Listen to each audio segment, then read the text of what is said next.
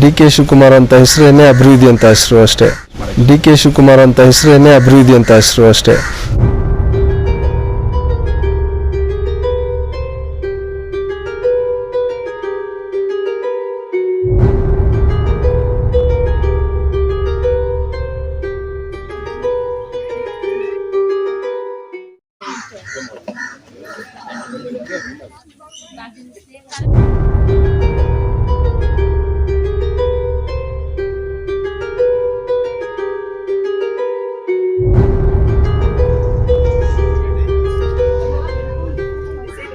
ಕಾಕ್ಸ್ಟೌನ್ಗೆ ಒಂದು ಒಳ್ಳೆ play ground ಒಂದು ಬೇಕು. ಈ ಸ್ಲಮ್ ಡೆವಲಪ್ಮೆಂಟ್ ಬೋರ್ಡಿಂದ ಒಳ್ಳೆ ರೀತಿಯಿಂದ ಗಾರ್ಬೇಜು ಡ್ರೈನೇಜ್ ಏನಿದೆಯಲ್ಲ ಅದೆಲ್ಲ ಒಳ್ಳೆ ರೀತಿಯಿಂದ ಆಗಬೇಕು. ಕುಡಿಯೋ ನೀರಿನ ವ್ಯವಸ್ಥೆ ಆಗಬೇಕು. ಒಳ್ಳೆ ರೀತಿಯಲ್ಲಿ ಅವ್ರಿಗೆ ಯಾರು ವಾಟರ್ ಪ್ಲ್ಯಾಂಟನ್ನು ಮಾಡಿಸ್ಬೇಕು. ಮತ್ತು ರಸ್ತೆಗಳು ಸರಿ ಮಾಡಬೇಕು.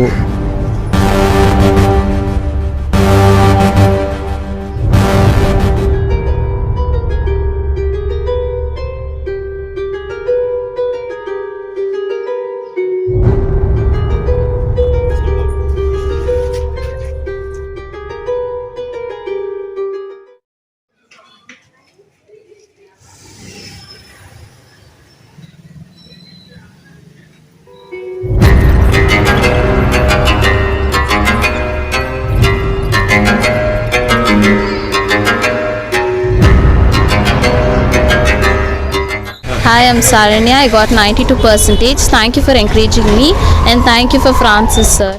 And I scored 72% and I thank Francis Benito for giving me this. I'm Dhanush. Sir gave me best gift, so it is very helpful for this time. My name is Tanushree. I completed my second PUC with 82%. Sir gave us this gift. I'm so grateful for him. Thank you so much.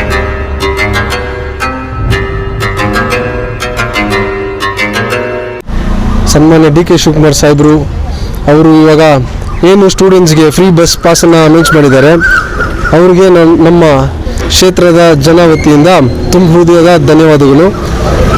ಮತ್ತು ನಾವು ಎಲ್ಲರೂ ಇವಾಗ ಯಾಕೆ ಬಂದಿದ್ದೀವಿ ಅಂದರೆ free bus ಪಾಸ್ದ ಅರ್ಜಿಯನ್ನು collection ಮಾಡೋದಕ್ಕೆ ಬಂದಿದ್ದೀವಿ. ಸೊ ಎಲ್ಲ ಕಲೆಕ್ಷನ್ ಮಾಡಿ ಅದೇನಿದೆ ನಮ್ಮ ಆಫೀಸಲ್ಲಿ ಸಬ್ಮಿಟ್ ಮಾಡಿ ಆ ಒಂದು ಅವರೇನು ಒಂದು ಸ್ಟೂಡೆಂಟ್ಸ್ಗೆ ಒಂದು ಪಾಸನ್ನು ಕೊಟ್ಟಿದ್ದಾರೆ ಅದು ಒಳ್ಳೆ ರೀತಿಯಿಂದ ಎಲ್ಲರಿಗೂ ಸೇರಬೇಕಂತ ನಮ್ಮ ಆಸೆ.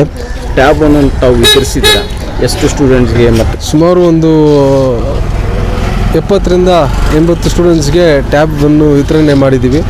10th ಪಾಸ್ ಮತ್ತು 12th ಪಾಸ್ ಆಗಿರೋರಿಗೆ. ಯಾಕೆಂದರೆ ಅದು ಬರೀ ಒಂದು ಆ್ಯಂಡ್ರಾಯ್ಡ್ ಟ್ಯಾಬ್ಲೆಟ್ ಅಂದರೆ ಅವ್ರಿಗೆ ಓದ್ತಾ ಇರ್ತಾರೆ.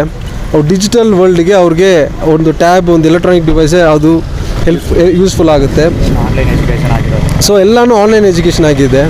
ಸೊ ಅದರಿಂದ ಅವ್ರಿಗೆ ಒಂದು AI ಮೂಲಕ ಅವ್ರಿಗೆ ಉಪಯೋಗ ಆಗಲಿ ಅಂತ ನಮ್ಮ ಕಡೆಯಿಂದ ಒಂದು ಸಣ್ಣ ಒಂದು ಟೋಕನ್ ಆಫ್ ಅಪ್ರಿಸಿಯೇಷನ್. ಸರ್, ಈ ಕ್ಷೇತ್ರದ ಜನರಿಗೆ ನೀವು ಏನು ಸಂದೇಶ ಕೊಡೋಕ್ಕೆ ಇಷ್ಟಪಡ್ತೀರಾ?